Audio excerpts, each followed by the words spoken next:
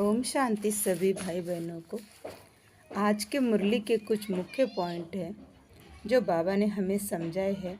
बाबा ने कहा है कि तुम पुरुषोत्तम संगम युग पर खड़े हो और यहाँ पर खड़े होके तुम्हें पुरानी दुनिया में अपना बुद्धि योग नहीं लगाना है।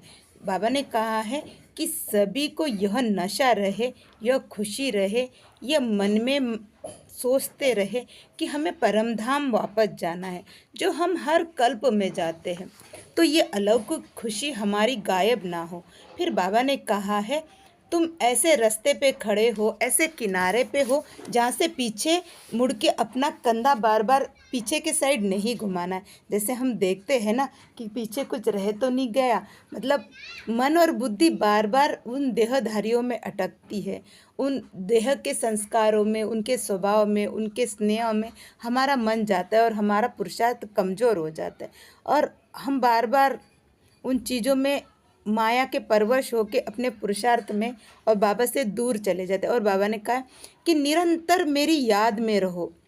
कभी घर गृहस्थ में काम काज करते हुए हमें निरंतर बाबा की याद में रहना पड़ता है। तो हमें कोई कोई लोग यह भी कहते हैं कि जब से ओम शांति में गए हैं इन्होंने अपने घर गृहस्थियों को छोड़ दिया, मगर बाबा कहते हैं कि जब तुम बाबा को साथ लेके घर गृहस्थ चलाते हो तो पहले से भी डबल अच्छे से तुम्हारा घर चलता है, धन धान्य दौलत से भरपूरता रहती, क्योंकि अब तुम्हें उस ज्ञान की समझ है, उस दान करने की समझ है, तो कितने अच्छे से तुम्हारा घर चल सकता है। फिर बाबा ने कहा यह दुखधाम है, यहाँ दुख की दुनिया है और तुम्हें जाना है सुख की दुनिया में।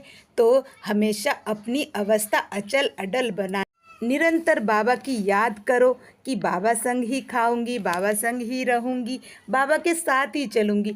तो बाबा कहते हैं कि पुरानी दुनिया की कोई भी याद तुम्हें सताए ना। बाबा कहते तुम्हारे जो संस्कार है पुराने वो टाइट ना रहे, जब शरीर छोड़ना पड़े तो वो संस्कार तुम्हें रोके नहीं।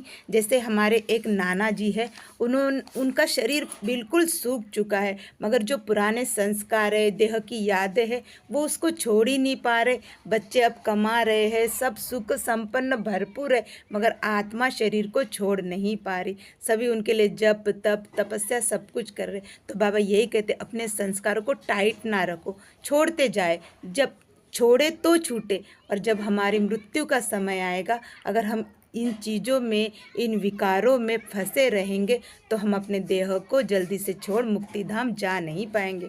तो बाबा बार बार हमें यह संदेश देते कि तुम इस टाइम वनवा में हो, तुम ऐसे दुनिया में आए हो जहाँ से तुम्हें पीछे मुड़ के देखना भी अलाउड नहीं है, मगर हम बार बार उसी स्थिति में जाते। इसलिए बाबा हमें बार बार समझा रहे।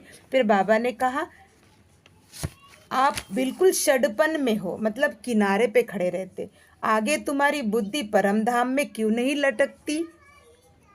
कितनी बड़ी बात है ना। परमधाम में लटके रहने से तुम्हें यह रहेगा कि स्वदर्शन चक्र के द्वारा हम दिन भर इस दिनचर्या को देखते रहेंगे, कामकाज भी करेंगे। बाबा ने कहा याद की यात्रा इतनी खुशी दे कि उसमें तुम खो जाओ कि हमें मिला क्या है, जाना कहाँ है। सारी दुनिया भटक रही है और तुम बच्चे हो कि बिल्ली के पुंगरों की तरह, मतलब सारी तरफ आग लगी और बच्चे सेब